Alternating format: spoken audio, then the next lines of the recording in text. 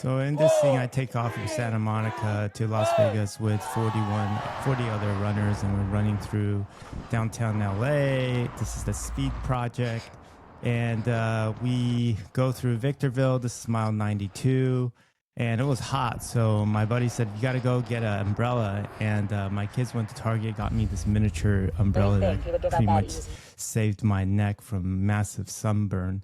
And at mile 136, we're at Victorville, heading into Barstow. Here you can see it's just beautiful desert running across the freeway, around the freeway, sometimes barely on the freeway. And you can see that it's a beautiful landscape here in the desert. And when you're going up, you kind of use some poles to give yourself a little bit of support. And, you know, my kids were so excited to be traveling and watching me just kind of go through the motion. And gas stations are your good friend in these cases, right? So you go in for hydration, for fuel, and the sunsets and the sunrise are epic. This is mile 222, and you can see that the weather fluctuates a lot. At night, it gets really cold, so I'm layering up, and then during the day, it gets really warm, and then I'm layering down, and it's kind of a tug and pull between what to wear. But finally, you know, it's... the last day was day 7, and here's a great picture of me traveling across Prim into Las Vegas Boulevard, and this is like 6 a.m. It's really cold. I've layered up, put on all my jackets, met some runners, and we're running in the final stretch, the final 6 miles or 3 miles into the Las Vegas sign. My kids greet me there, and, you know, we touch the sign. That's kind of where we run across it. We are more adaptive as a species to endurance than we are to speed. We're actually not very fast if you really think about it. Now, let me give you a great example, and I often think about it, is a bird. A bird can fly forever at a very slow pace. A cougar can go really fast, but not for very long. And humans are actually not that fast compared to many other species. Think about it. We can't even catch a chicken or a rat. They're way faster than us, but we can definitely outlast a lot of people. We can obviously outlast a lot of animals by becoming a hunter-gatherer. There's actually this tribe in the Kalahari Desert, and they practice persistent hunting, where they would literally hunt down the prey. They're called kudus, and they would hunt them down, running, walking, until the kudu got exhausted, and then they would ultimately take them as food. So that process is an 8-hour process, and you know, you see them sweating. It's actually in a BBC documentary. I'll put the link in the show notes. You guys will find it fascinating. It's like 16 million views on this documentary on BBC. But I'm a testament to that, right? So as long as I eat, as long as I fuel and I have sugar in me, I can keep going. In fact, there's a book I read years ago called Endure, which I'll put in the show notes too. You really don't reduce your power or your power output after days of endurance by more than 25%. So let's say, and I'm maybe getting the data wrong, but the data may be slightly misrepresented, but you'll get the point. It's like, if day 1 I'm at 100%, day 2 I'm at 90%, day 3 I'm at 85%. My muscles output for strength and power is never going to go down below 75%. That's really interesting, right? As long as you give the muscles fuel, as long as you fuel your muscles with the right nutrients, right? In other words, we have carbohydrates, we have protein, we have fat, we're amino acids and glycerol. You think about it from that point of view: sugar, amino acid, fats, right? These are the 3 core ways we can turn macronutrients into energy. And I experienced all of that during the race. And I think the only thing I carried most of the way was really my Solomon backpack or my Solomon waist pack, because you really just need water and sugar, fast acting sugar, to get the trip done. And then you got to make sure that you keep eating when you're not moving, so you can use the glycogen, so you can replenish your glycogen, to have enough exogenous glucose or sugar coming from your intake that can power your muscles so you can still go. And guess what powers the muscles? ATP. And guess what I did this time? This time I fueled very regularly with creatine supplementation, because I was told that creatine supplementation is imperative for ATP generation. I tried it, worked. For me, it worked. I thought it was pretty good. And then the second thing I did to make sure that I also had enough energy produced through fats. So not just protein, not just protein, not just carbs, but also some nut butter. So I took some nut butter, some peanut butter with me, and that seemed to work well. I had a pretty good balance of energy throughout my entire journey, and I never really bunked. I kept moving. I think the worst thing about these races is really you can't stop, right? You can't really just power off the brain and say, oh yeah, I'm going to go hop in and sleep 10 hours.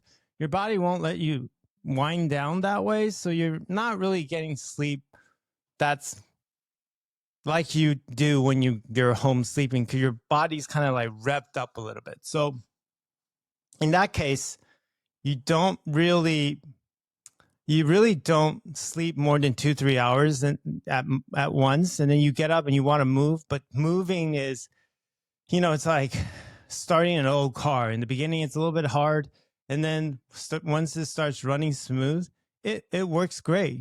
I'm not doing any of the supplementation from Brian Johnson. I'm not taking olive oil or anything like that. It's I don't think running with olive oil for, 152 hours is going to do the trick, or, other supplements that he takes. I think we need a lot of carbohydrates, fast-acting carbohydrates that can be well absorbed, easily absorbed into our bloodstream during a race like this.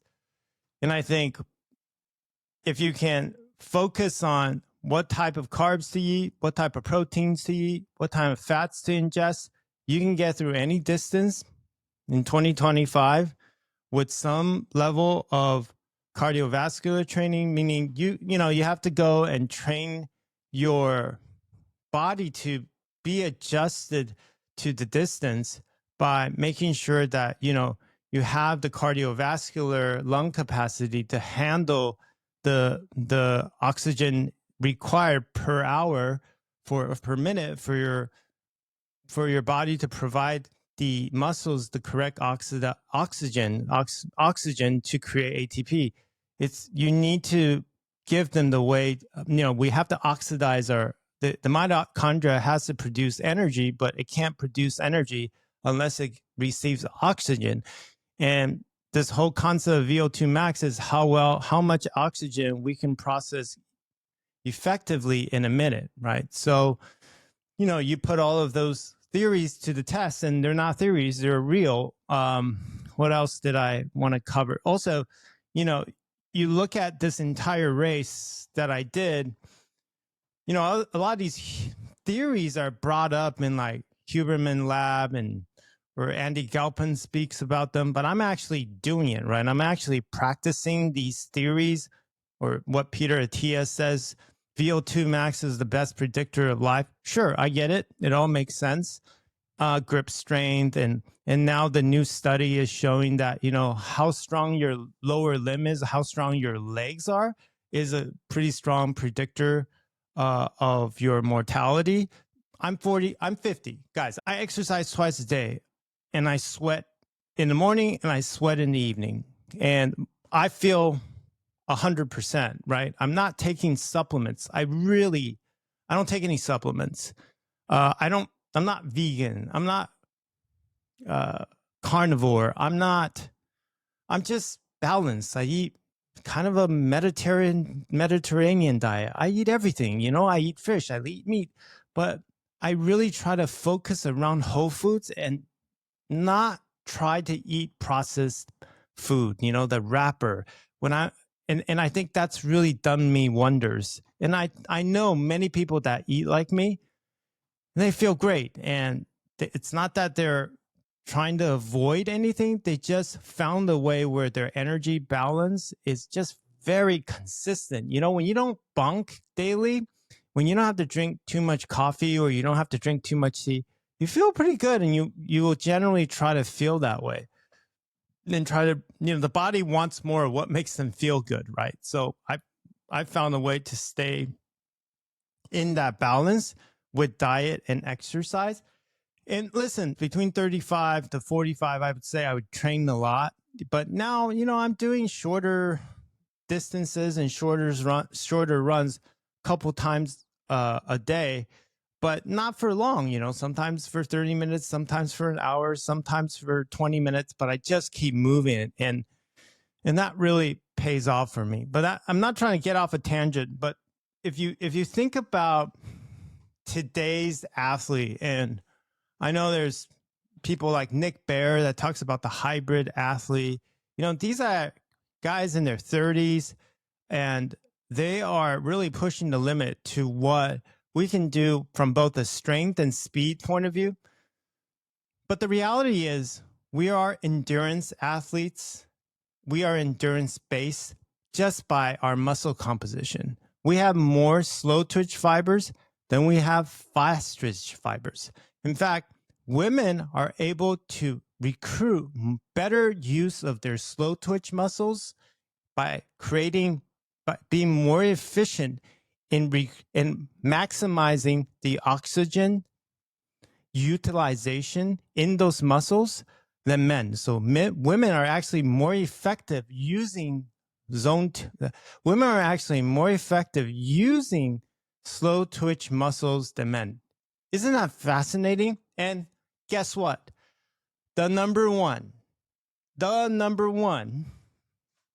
ultra runner in the world, in my opinion, Courtney Dauwalter, is female. And that's her. That's her right there. She's incredible. Yeah. Any of you are interested, I'll put her name in the show notes. I mean, it's kind of an outlier for those of you who are not. I mean, most of the people on this channel are learning really how to move correctly and how to find interventions that can make them feel like themselves again. But use this as inspiration. Courtney is like one of the top runners because she's won this race multiple times, the Western States 100, which I'll be running this month, and I'll push information on the show notes as well. But these are kind of really cool insight to what human beings are doing today.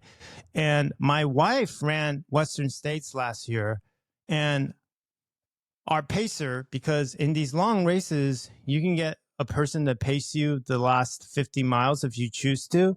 And part of the distance, the last 25 miles, that was paced. You can use a pacer.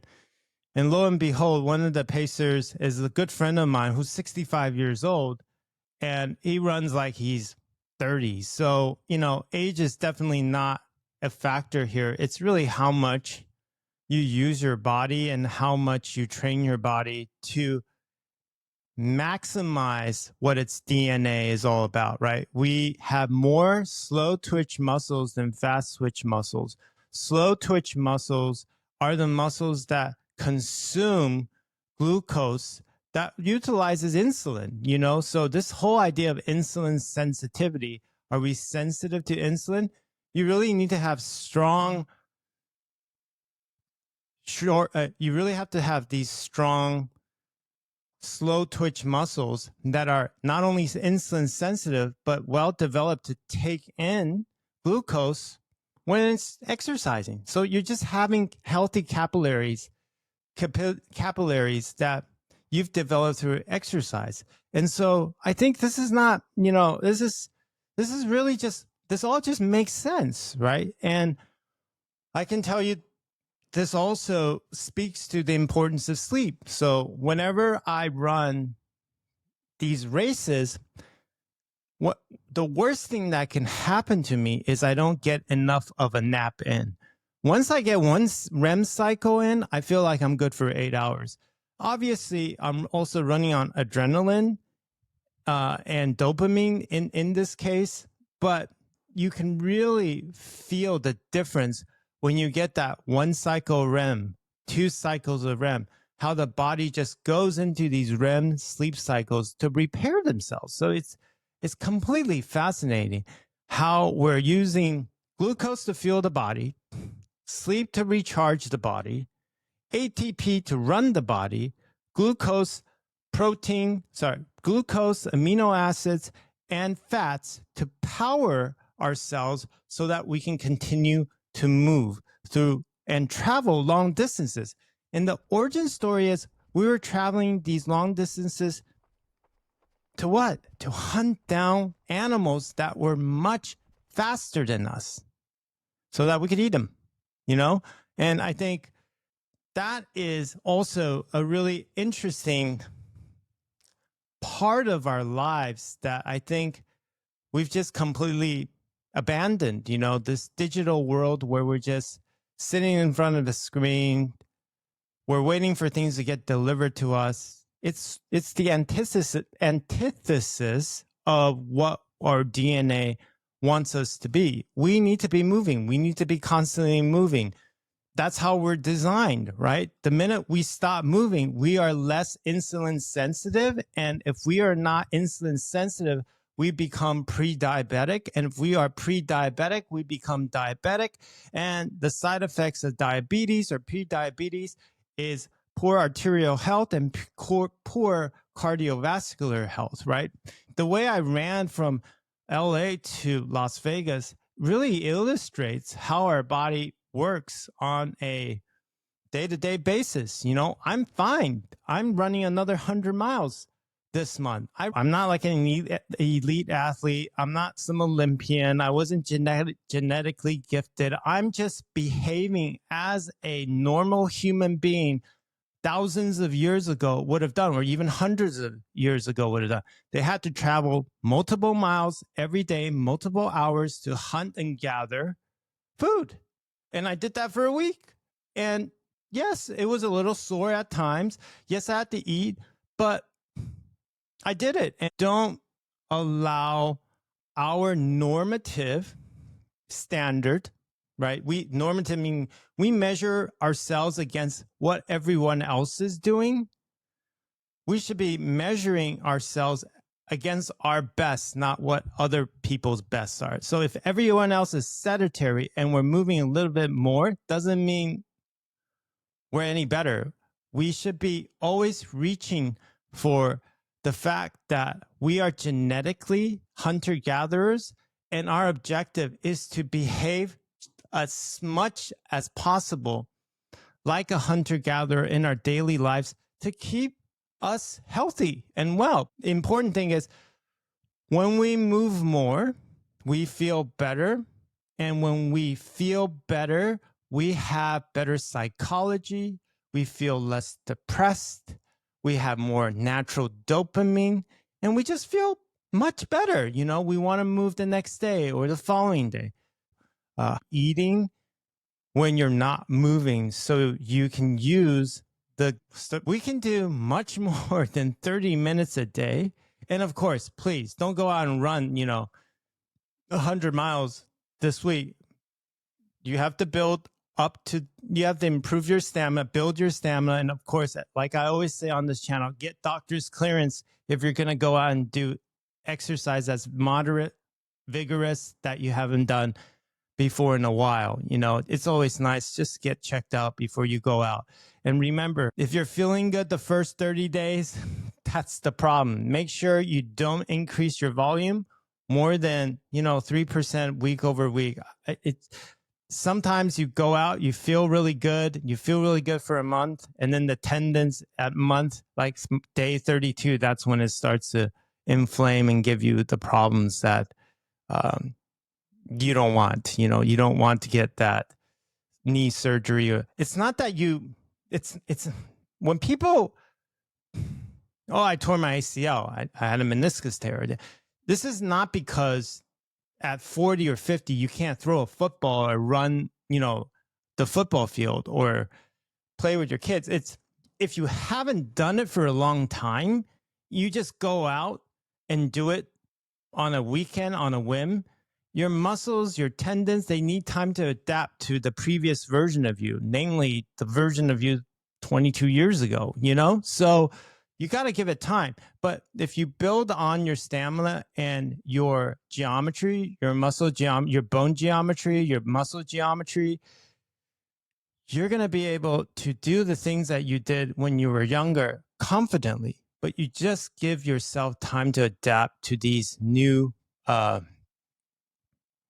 exercises or new activities, right? So I can tell you, I love basketball as a kid. I played varsity basketball, but I would never challenge anyone to a one-on-one game now or just jump into a basketball game because I know this lateral movement will injure me because I'm a runner. I'm pretty much used to front, just moving forward. So, however, if I wanted to learn how to, if I really wanted to play basketball, what I would do is I would go on the basketball court and slowly adapt to the movements of becoming a basketball player week over week, and slowly move into games instead of just jumping into a game. Does that make sense? Give yourself the time to adapt to the movements of the sport week over week without adding volume more than, say, 3% a week. That's it. So I hope I gave you a somewhat of a blueprint to what I think you can do to stay young and healthy and age gracefully, improve your health span, improve your longevity, all these kind of key words. But I think exercise is the real statin. It's like a super statin. I know a lot of people are on statins these days or metformin. It's like exercise is truly an endurance exercise, longer bouts of exercise, whether you're walking, running, hiking, running, walking. Think of the hunter-gatherer. Think about how they hunt. They didn't run the prey down for 8 hours. They were walking some of it, running quickly, and then kind of hiking over different terrains. And then over time, they ran towards the prey during the final moments to capture them. And I think that's a real interesting, way to look at how we evolved over time, right? And I would argue that, ultramarathon is probably more of an extreme in measuring human capabilities because not even the hunter-gatherer had to run 100 miles in 24 hours or 14 hours. I mean, we've got guys in the sport now running 14-hour 100-milers with 17,000 feet of gain, 18,000 feet of downhill descent. That's namely the Western states. Jim Walmsley, one of the top runners on planet Earth, and Kilian Jornet, these guys can do it at that speed. It's pretty remarkable. I know Kilian went up Mount Everest twice without oxygen. I mean, I'm pretty sure it was without oxygen, but these are all humans. They're not aliens. They're definitely humans. And they've been able to train themselves, adapt to these incredible human feats that really reflect what our DNA is. Let me see if I'm missing anything else. Oh, and of course, these people like Peter Attia, David Sinclair, Brian John, they're all looking for the fountain of youth. The fountain of youth exists now. It's here. I am a testament to it. I feel young and I live young. And take exercise, use activity, go out, see nature. That's how you can achieve fountain of youth today. It's not a drug. It's not a supplement. It's activity.